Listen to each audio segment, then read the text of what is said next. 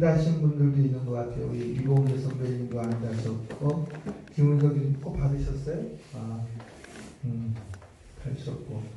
꽃을 달 수 있는 그 부모, 이렇게 어린아이가 있는 모든 부모는 꽃을 달아서 가르쳐야 돼요. 예. 부모는 원래 그런가 보다 이렇게 해서 넘어가게 하면 안 되고, 그래서 예배당에서 주는 꽃은 하나님이 주신 꽃이다 라는 감사함으로 우리가 착용해 볼 필요가 있습니다. 우리 인사 먼저 하겠습니다. 우리 김은정 집사님, 이봉재 집사님 한 8주, 9주, 10주 된 것 같죠? 코로나가 이제 전면전은 이제 종식이 되죠. 우리 앞에 뒤에 분들에게 사랑합니다. 축복합니다.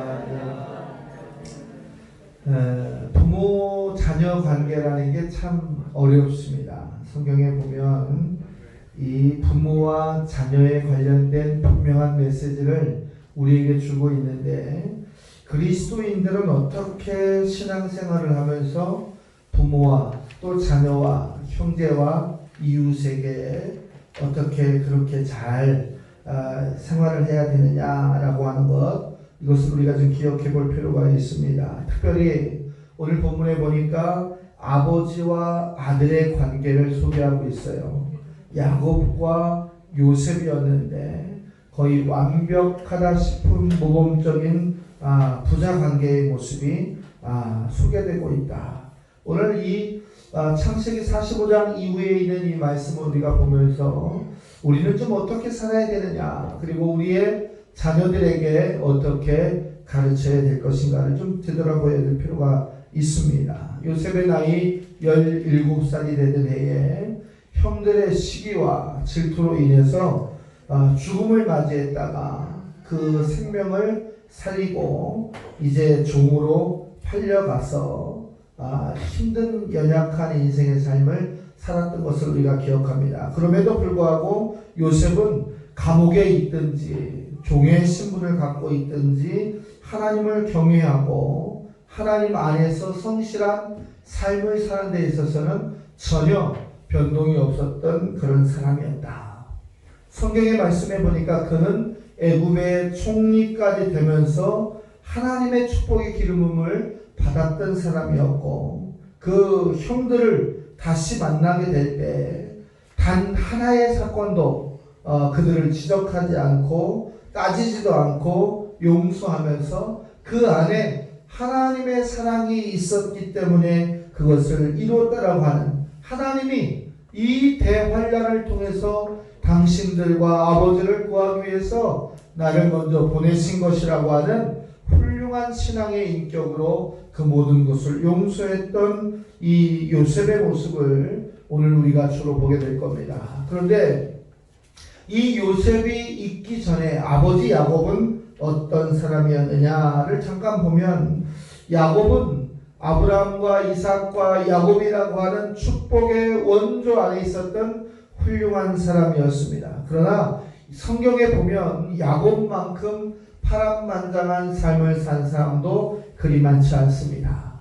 오늘 요셉을 만날 때 야곱의 나이는 무려 100세가 훌쩍 넘은 노년의 나이에 이제 다시 아들 요셉을 만나게 될 때 멋있게 재회하고 예수 안에, 그리스도 안에서 회복되어지는 가정의 모델을 보여줬다라는 내용입니다. 오늘 아버지와 아들의 관계를 통해서, 야곱과 요셉의 관계를 통해서 우리는 그리스도인들은 어떠한 효도를 하는 것이 가장 바람직하느냐. 첫 번째 보면 그리스도인들은 기쁨을 드릴 줄 아는 공경을 하는 사람이 되어야 한다. 부모에게 기쁨을 드리는 공경, 이웃에게 기쁨을 줄 수 있는 공경. 이 그리스도인은요, 모든 자가 부모요 형제라는 사실을 볼 때 내 부모에게만 잘하고 이웃에게 못하는 사람은 또 그것도 바람직하지 않다. 결국은 예수 안에 있는 모든 사람에게 기쁨을 드리고 공경을 줄 수 있는 자가 진정한 그리스도인이다. 예수님의 제자가 12이었듯이 야곱에게도 12의 아들이 있었는데 그 중에서 가장 자기의 부인이 넷이 있었을 때 가장 사랑하는 이 아내의 아들이었던 요셉을 특별히 더 사랑했습니다. 사랑을 준 만큼 또 그 시기와 미움이 다른 형제들에게 다가왔던 것도 사실이다. 그러나 왜 아버지 야곱은 요셉을 그렇게 사랑했을까라고 본다면 아버지의 마음에 합당하게 기쁘게 생활했기 때문에 그를 기억했다라는 거예요. 그런데 이 미움을 받는 자식들, 아버지의 총애를 받지 못하는 자식들은 또 그런 행동을 하기 때문에 부모의 근심이 되고 걱정거리가 되기 때문에 그들과 좀 멀어지는 역사가 있다라는 거예요. 잠언서 10장 1절의 말씀에 보면 지혜로운 아들은 아버지를 기쁘게 하거니와 미련한 아들은 어미의 근심이 된다라고 얘기하고, 잠언 17장 25절에도 보면 미련한 아들은 그 아버지의 근심이 되고 그 어미의 고통이 되었다라고 이야기하고 있습니다. 성도 여러분, 어떻게 하는 것이 하나님과 부모와 이웃의 기쁨이 되는 것일까? 그것은 예수 안에서, 주 안에서 바르게 살아가는 것이 부모의 기쁨이라는 사실을 오늘 어버이 주일을 맞이해서 우리가 분명히 각인시킬 필요가 있습니다. 바르게 살아가는 것이 참된 기쁨이요, 올바르게 살아가는 것이 바른 행동이요, 사람이 사람답게 살아가는 그 길이 주 안에 있는 저와 여러분에게 요구되고 있는 성경의 요구다는 사실을 기억해야 됩니다. 요즘 세상이 얼마나 요지경입니까? 엠번방을 비롯해서 또 이제 위안부 할머니들의 돈을 취해서 그들에게 주는 돈보다 자기들이 쓰는 돈이 더 많아지는 이러한 이 사회적 윤리의 잣대가 무너지고 있는 이때에 가장 이 세상 사람들이 다 흐트러진다 할지라도 우리가 온전히 서야 되는 인격의 바른 성장이 그리스도 안에서 우리에게 있어야 된다. 자녀들이 방황을 하게 되면 자녀답게, 사람답게, 그리스도인답게 살아갈 수 있도록 가르칠 수 있는 그러한 부모가 되어야 한다라는 거예요. 바르게 살아가는 삶이라고 하는 것 누가 봐도 칭찬받을 만한 삶입니다. 공부하는 학생이 학생답게 살아가는 것이 부모의 기쁨이고, 결혼해서 사는 사람이 신실한 믿음을 가지고 행복하게 사는 것이 부모의 기쁨이고, 신앙생활을 하는 부모는 모든 자녀들이 하나님 안에서 축복을 바라보는 그 기쁨이 행복이다라는 거예요. 요즘에 신천지라든지 각종 사이비 종교에 빠져서 부모들이 일생에 아무 일도 하지 못하고 자녀들을 되찾아오려고 얼마나 마음고생을 많이 하고 길거리에서 그 현장 가운데서 눈물을 보이는 모습을 우리가 방송을 통해서도 많이 보았지만, 사랑하는 성도 여러분, 주님을 섬기는 신실함, 그리고 주님 안에서 행복한 가정, 그리고 주님 안에서 이웃과 부모를 섬길 수 있는 그러한 기쁨, 이것이 우리의 자녀들의 모습이요, 부모의 교육의 기준이 되어야 된다는 사실을 우리가 꼭 기억해야 될 줄로 믿습니다. 오늘 성경에 보면 요셉이 그렇게 했습니다. 종으로 팔려갔어요. 그리고 감옥에 들어갔어요. 그리고 모진 핍박과 고통을 당했어요. 저 같으면 아마 원망으로 칼을 갈고 분노함으로 세상을 저주했을 뻔도 할 텐데, 이 요셉은 원망하지 않고 하나님을 만나고 기도하면서 자신의 삶의 연단의 기회로 살았다는 사실을 성경은 이야기합니다. 그러면서 자신의 인생 가운데서 하나님이 어떻게 개입하시는가, 하나님을 경외하는 신앙 가운데서 어떻게 그가 살아갈 것인가를 배웠는데, 그것을 누구에게서 배웠냐면 아버지 야곱으로부터 배웠다라는 거예요. 야곱은 훌륭한 신앙의 모습으로 이제 자녀들에게 모범을 보였고, 자녀 중에 그 많은 사람이 그 모습을 통해서 결국은 이스라엘과 애굽을 건지는 이 어려운 길 가운데서 모든 사람을 구원하는 이제 큰 인물로 성장했다라는 거예요. 결국은 부모의 모습은 자식의 미래의 모습이라는 사실을 우리가 기억하면서 사랑하는 성도 여러분들이 자녀들에게 올바른 것을 가르치고 그것을 잘 인도할 수 있는 선행의 모습이 저와 여러분에게 있어야 될 줄로 믿습니다. 부모의 기쁨은 건강한 자녀들입니다. 부모의 기쁨은 우애하는 형제들의 삶입니다. 부모의 기쁨은 요셉처럼 이제 모든 사람들을 포용하고 사랑하고 인정하고 존중하고 심지어 자기를 장사꾼에게 넘기고 목숨의 현장에서 던졌던 그들에게 물질로 시간으로 삶으로 봉사했던 그러한 한 사람의 섬김의 주체가 그들에게 있게 되기를 바라는 것이다 라는 거예요. 오늘 때로는 야곱의 모습에서 때로는 요셉의 모습에서 우리가 부모가 되고 자녀가 되어서 그 기쁨의 즐거움의 견인차가 될 수 있는 저와 여러분이 되시기를 주의 이름으로 부탁을 드립니다. 두 번째로 보면 이 요셉은 늘 부모의 안부를 걱정하고 살았다 그래요. 애굽의 총리가 된 이후에 이 주변의 상황을 보니까 히브리 백성들이 힘들어하고 어려워하고 먹을 것이 없어서 흉년에 생명을 담보로 할 때 그의 형제들이 양식을 구하러 왔어요. 몇 년 만에 형제들을 만난 것이냐면 23년 만이에요. 결국은 요셉의 나이 40이 되었다. 그러면 그 형제들은 벌써 얼마나 많은 나이들을 갖고 있었겠습니까? 자기 위로 있는 10명의 형들이 그 쌀과 곡식을 취하기 위해서 왔지만 요셉은 단번에 자기 형들을 알아봤어요. 그러나 그 내색을 하지 않고 그들에게 양식을 내어줬고, 두 번째 그들이 다시 찾아왔을 때 그가 물어봤던 것이 무엇이었냐면 아버지 야곱에 대한 안부였다라는 거예요. 우리 아버지가 잘 있느냐라는 거예요. 창세기 45장 3절의 말씀에 보니까 그 형들에게 이르되 나는 요셉이라. 내 아버지께서 아랫집에 살아 계시는가? 형들이 그 앞에서 놀라서 대답을 하지 못했다라고 이야기하고 있어요.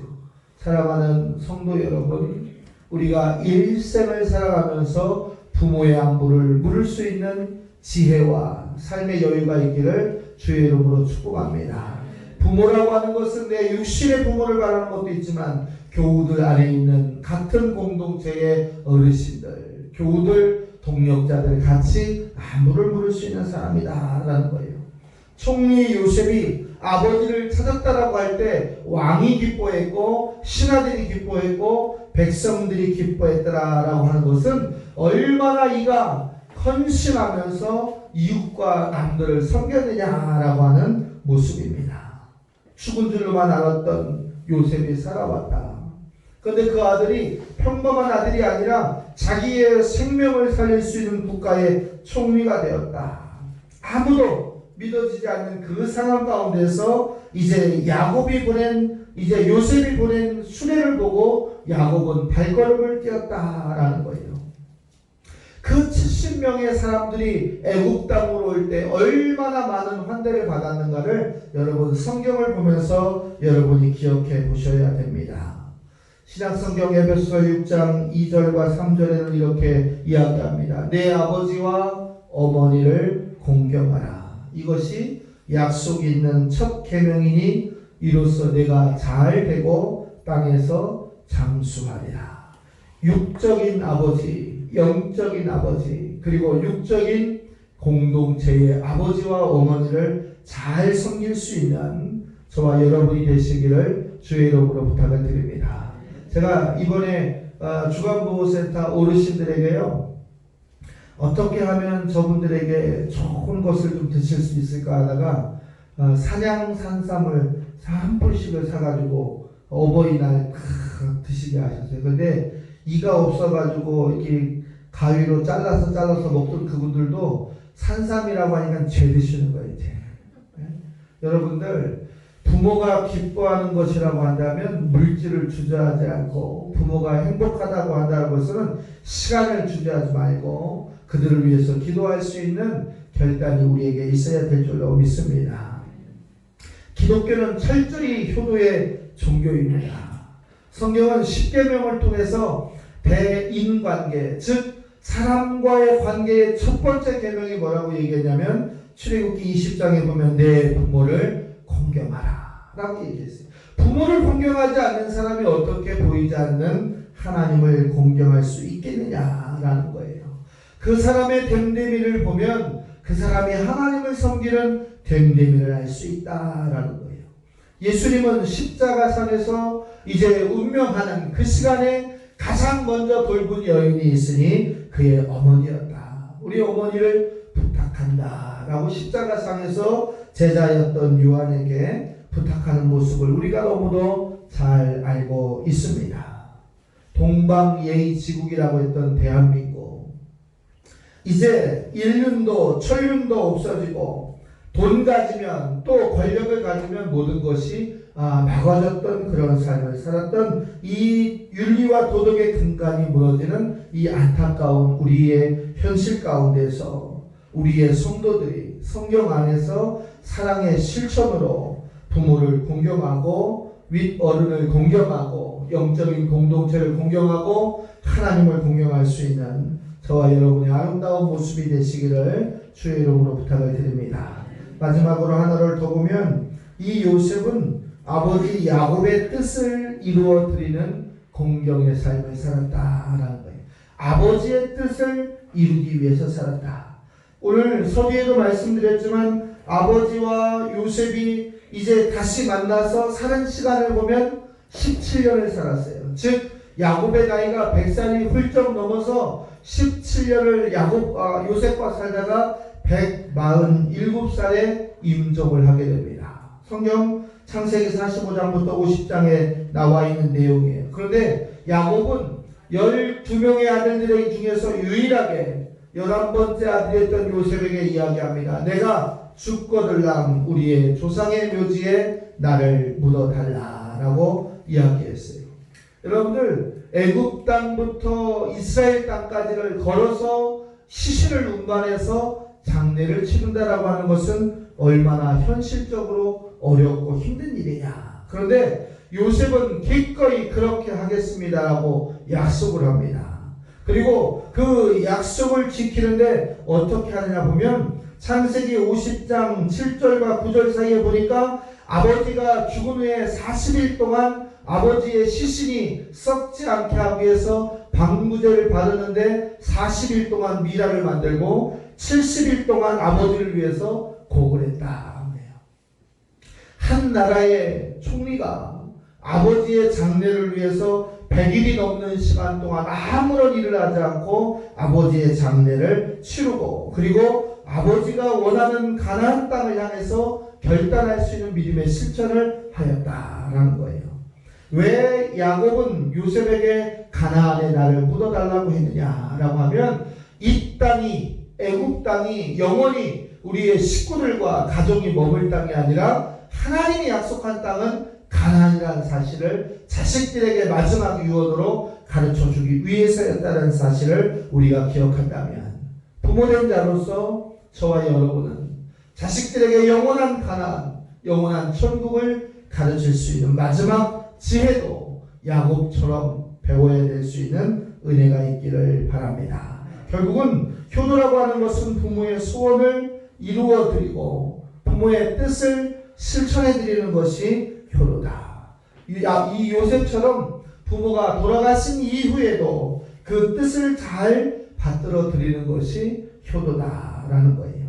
부모는 자식으로부터 이제 지식이 있어야만 공경을 받고 돈이 있어야만 재산이 있어야만 공경을 받는 것이 아니라 하나님의 창조의 질서 아래서 부모라고 하는 그 자체가 존경의 대상이요 섬김의 대상이다라는 거예요. 사랑하는 성도 여러분, 여러분도 때로는 부모가 되고 때로는 자식이 되어서 있는 그 현장에서 자식된 도리와 부모된 도리의 교리를 잘 감당할 수 있는 은혜가 있기를 주의 이름으로 부탁을 드립니다. 말씀을 정리하겠습니다. 어제 제가 우리 센터 어르신들에게 했던 얘기를 다시 한번 정리하면서 마치겠어요. 연어와 가물치가 있는데 연어는 강에서 태어나서 바다로 가서 죽을 때가 되면 감으로 들어와서 산란을 하고 죽는다고 그래요. 그런데 학자들은 뭐라고 얘기하냐면 이 산란을 통해서 자기의 생명을 던지고 산란의 이 힘든 고통을 통해서 생명을 잉태한다. 그래서 연어는 모성애를 가진 물고기다. 이렇게 얘기해요. 그리고 가물치는 깨구리도 잡아먹고 물고기도 잡아먹고 뭐 잡식성이라 평상시에는 건강을 하다가 산란할 때가 되면 산란의 고통이 얼마나 큰지 며칠 동안 몇 날 동안 앞이 가려서 아무것도 하지 못한다고 해요. 그러니까 그가 먹을 수 있는 것은 자기가 산란해서 낳은 그 알들이 자기의 입속으로 들어오는 것을 먹고 그것이 달려오는 것을 먹고 눈이 뜰 때쯤 되면 이미 자기가 낳았던 산란된 알들은 다 없어지고 10% 정도만 남아있다고 그럽니다. 그래서 이렇게 얘기하는 거예요. 연어와 같은 부모, 가물치와 같은 자식, 이러한 내어줄 수 있는 부모, 부모의 생명을 위해서 자신이 달려갈 수 있는 그러한 이제 물고기, 이것을 비유하면서 오늘 말씀을 마치려고 합니다. 사랑하는 성도 여러분, 부모에게 기쁨을 드리는 신앙인이 되기를 주의 이름으로 부탁을 드립니다. 늘 부모의 안부와 그리고 뜻을 이루어 줄 수 있는 공경함을 갖는 성도들이 되시기를 주의 이름으로 부탁을 드립니다. 그래서 여러분의 가정이 회복되고 여러분의 가정이 충만하고 여러분의 가정이 날마다 행복의 기쁨 안에서 살아갈 수 있는 은혜의 가정이 되시기를 주의 이름으로 부탁을 드리겠습니다. 기도하겠습니다.